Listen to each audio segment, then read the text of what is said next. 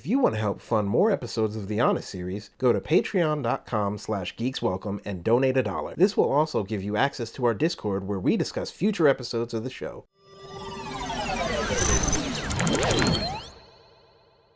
Hey gang, Rich Wortherton here, back again with another episode. One of the board members at, well, everything, everywhere, and all at once. And yes, I do get paid every time someone says that, including me, because I'm rich, and I'm worth a ton. It's good being rich, ain't it? Yeah, you can just put all the money in my account. It's fine, just deposit it, it's fine. Anyway, I'm here today to talk to you guys about Netflix. You see, Netflix is the grandfather of all the streaming sites. Got started as a small company in the early 2010s, and by the end of the decade, it had kicked Blockbuster right out of the industry. Yeah, now we've got one of the largest libraries in all of streaming.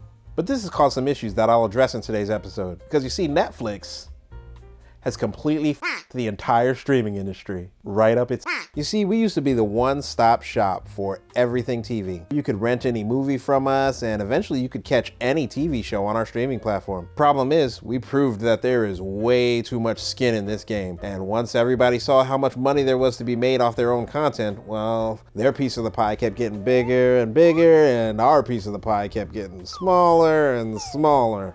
See, eventually all the other studios realized they could just do it on their own, make their own streaming services. And that's when the beginning of the end started. We started getting charged astronomical fees just to keep content on our platform. We paid $25 million just to keep Friends on our platform until 2018. And then after that contract expired, we paid $100 million more just to keep it for one more year. 365 days, $100 million. Granted, it's Friends, and Friends is Friends awesome? I don't know. I kind of feel like Friends is more problematic than awesome, right? I mean, there's a lot of stuff that just, we really should have let that go. There's no reason we should have spent $100 million to keep Friends on the air. What was wrong with us? Why exactly did we spend $100 million to keep Friends for a year? Can somebody explain that to me? Can you bring me the stat sheets on that? Oh, how many people watched it? Okay. Yeah, that makes sense. That checks out. 100 million for one show. Yeah, it checks out.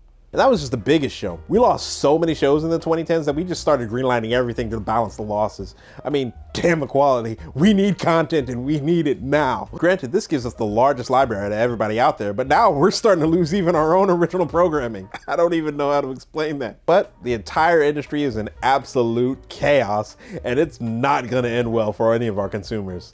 You see, for years, our focus revolved around obtaining new memberships. And, well, shows like Orange is the New Black and movies like Red Notice were a big boom in customers for us. But streaming services can acquire new members pretty easily. It's retaining those members that's the problem. Older, more reliable shows don't really bring in the new members, and since that was our focus, we tended to let those shows fall by the wayside while we kept creating new, more exciting things to try to bring more people in. And honestly, we really should have stopped doing that at some point and shifted focus because, well, let me just break it down to you like this. This plays out like an MLM scheme. The number of new members increases while the number of potential members decreases. The number of potential members is finite, and it's far less than the population of the planet. Believe me, I've checked.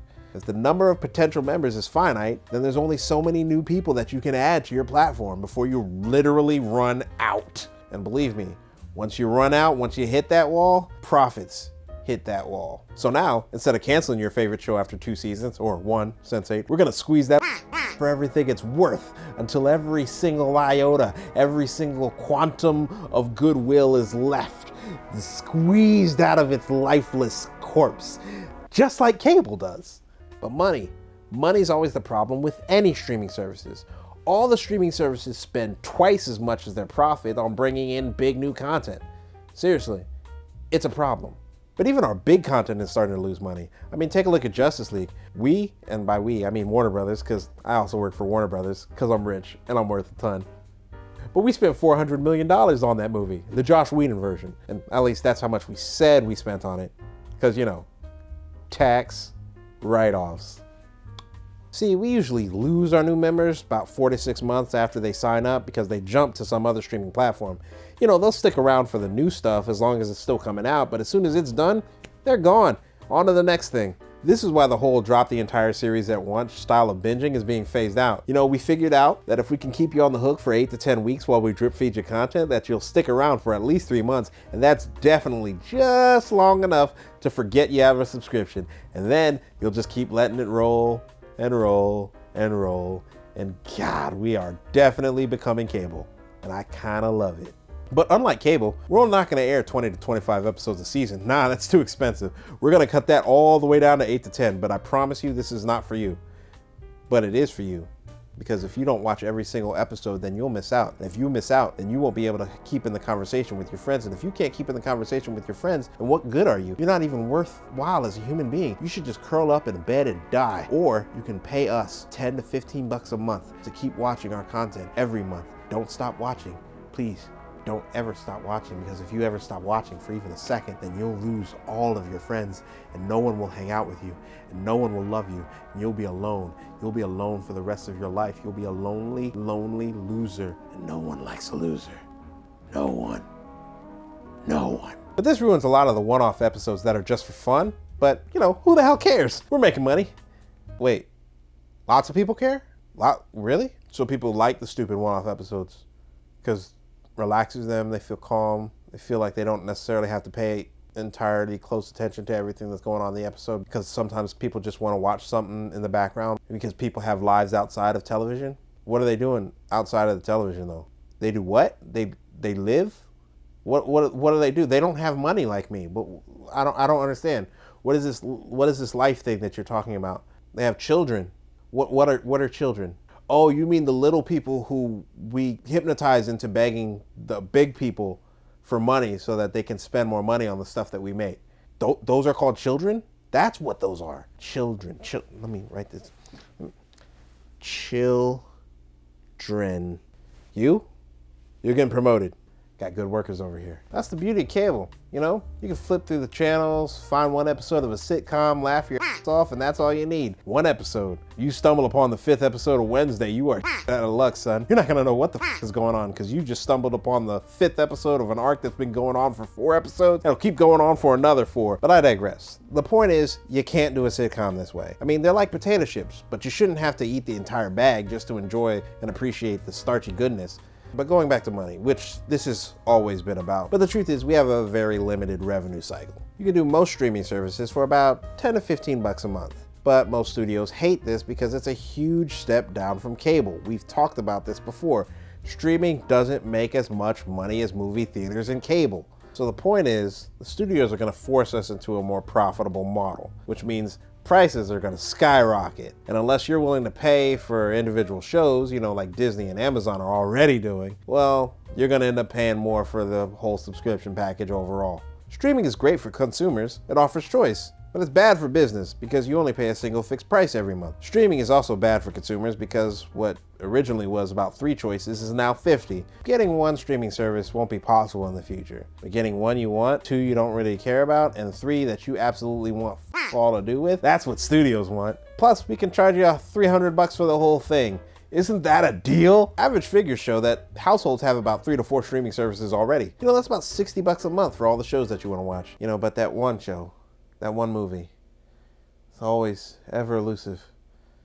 Can't quite get to it because you can't quite find it on any of the services that you have, but you know it's got to be out there somewhere, just out of reach. I love you, Janine Garofalo. This is an aside, just for a second. Does anybody know where the happened to Top Gear? I mean, it used to be on Motor Trend, but now I can't find it anywhere. No, not that one. You know which one I'm talking about. But this is why you see prices going up. Studios keep losing money on big projects. Nobody can retain customers long term. And, well, TV, cable, and movie theaters just make way much more money than we do. I mean, seriously, have you seen Yellowstone? I mean, that's on terrestrial TV, and good God, it does numbers. My God. You know, I really wasn't joking about charging you guys $100 a month. That's what studios really want us to do. But nobody will ever go for that. They'll just move on to the next all-in-one thing and leave us behind, which right now is... yeah, we're not going to talk about that. Cutting off password sharing, that's just the beginning. I mean, seriously, right now you guys are cutting our profit margin from $15 per person to $15 per 5 or 6 people. And no, we're not going to have that. we want to put a stop to that, and we want to do it right now. But seriously, cutting off password sharing, adding commercials, that's the last desperate gasp of a dying animal trying to survive the throes of winter, because winter is very much coming. It's coming for us all. But I know what you're gonna ask. Is this bad for the consumer? And the answer to that is absolutely yes. But what the hell else are you guys gonna do? You're gonna watch YouTube and Twitch and TikTok and all the other free services and completely forgo paying us a monthly subscription service? Oh my God, that's what you're doing, isn't it? You're doing it right now. This is what they're watching now. They're watching this instead of the programming I'm putting on the streaming service.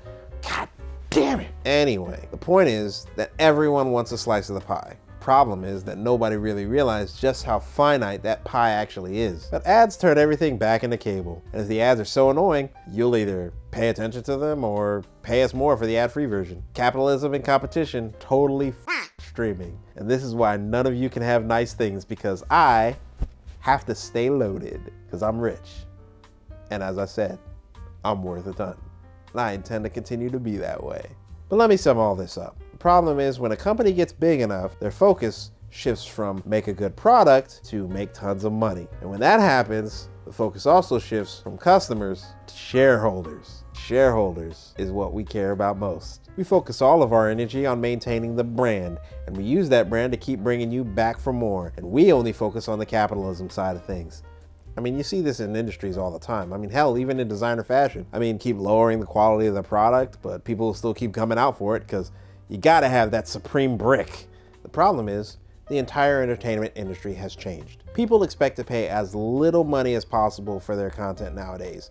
I mean, it's a literal race to the bottom. Why pay $100 a month for D quality content when you can get D quality content for $0 a month? That's who we're really competing against, not other streaming services, free services.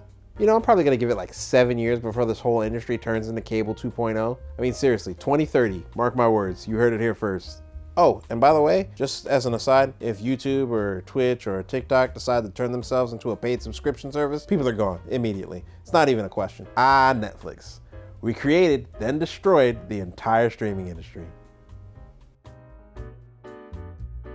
Did you know we have a show called The Last Blockbuster? That's like taking the corpse of the thing you destroyed and running around using it like a puppet. And I mean, it's really f***ed up when you think about it.